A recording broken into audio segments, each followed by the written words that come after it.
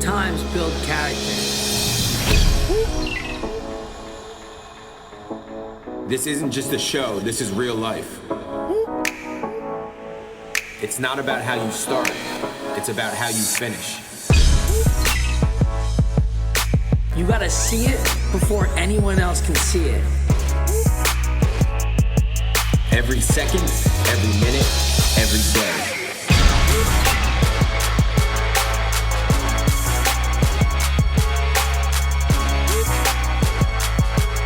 We train for life. We got you. What's up, everybody? We are here for our first Level Up Wednesday. We'll be firing these away every couple weeks or so when we come off an episode that matter. I feel that it's hot, that it's feeling good, and we have good energy from. So we're going to follow up today from episode 6, Leadership, with who our favorite leader is and why.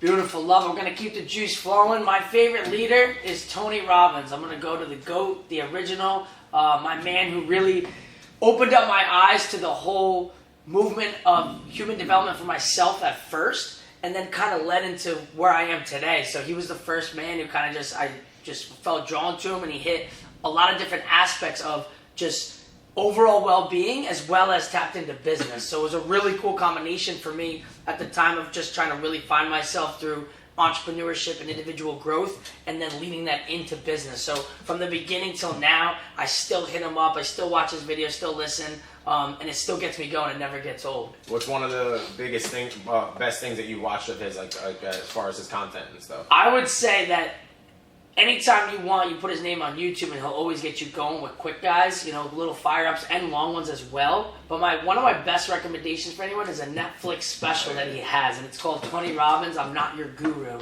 And it's a really cool way to kind of get an idea for what he does, as well as the back-end scene, which is pretty cool because you get to go through one of his speaking engagements and feel what he's doing and feel the interaction with other people. Oh, yeah.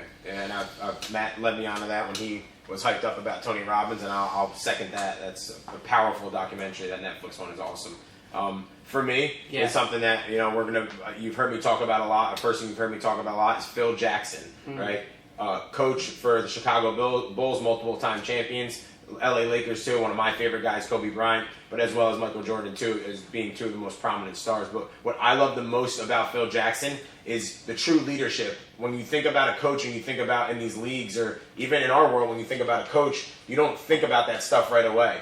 And when I really started studying him and looking into him a lot and watching films and reading books on things he did, it was truly how he led every single person individually. Mm-hmm. So for me, along my journey, I've tried to pride myself in being a leader to each person differently and understanding how each person ticks, right? That's the biggest thing.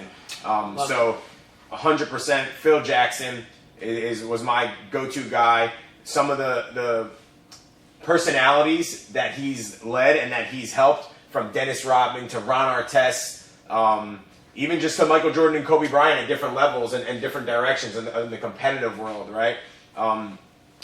Very successful, has won a lot of championships, but more importantly has developed a lot of these young male athletes into men, into husbands, into brothers, into big figures in other people's lives and role models.